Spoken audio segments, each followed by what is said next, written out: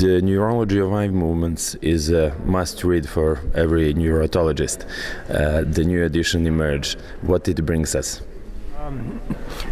So what we've done, and this will be our last edition, is completely rewrote the fourth edition and added a number of connections to the internet so people would have access to the book from their mobile telephone.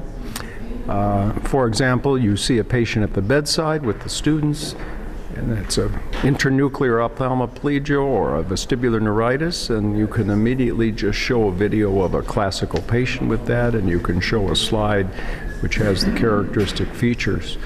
So one aspect of the book, instead of being a detailed reference book, I must say there are probably about 15,000 citations here, is immediate access for teaching. It's something we thought was very important, and eye movements are difficult, the vestibular system is difficult, and if you can show a video to the students or residents at the bedside, you've made progress. Nice, we saw those videos, very impressive. Please tell us, how do you see cerebellar control over the vestibulo-ocular reflex? So the cerebellum has been one of my long-term interests. In fact, the cerebellum probably evolved first to deal with vestibular responses. The oldest part of the cerebellum is called the archicerebellum, indeed is the vestibulocerebellum. It projects directly, Purkinje cells project directly to the vestibular nuclei, and in fact the vestibular nuclei in the brainstem can be considered as deep cerebellar nuclei, like the dentate and the vestigial, because they receive direct Purkinje cell projections. So this cerebellum is key for understanding how the vestibular ocular reflex is controlled, and especially how it is adapted over time to be optimal for image stabilization when you move your head. We live in a strong field of gravity.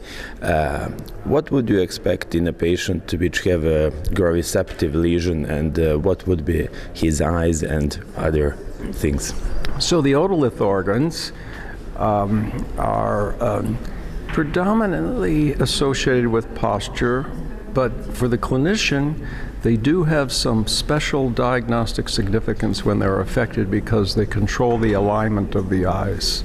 And we all know that a ocular counter roll, the ocular tilt reaction, skew deviation where the eyes are misaligned, are key signs in deciding whether a vestibular disorder is peripheral or central. And please, for the end, tell us which questions should neurology answer us in the future? So, our big, exciting area of investigation now is using neurootological expertise in the acute diagnosis of patients with vertigo in the emergency department. One of the most difficult issues is to decide if a patient with vertigo is having a stroke, cerebral vascular disease, or is a more benign viral vestibular neuritis. So I see the future ability to use goggles, measure the vestibular responses in a simple way in the emergency department, and having that information sent remotely to a telemedicine control station somewhere else, and then there can be some immediate assessment as whether the patient should come into the hospital or go home.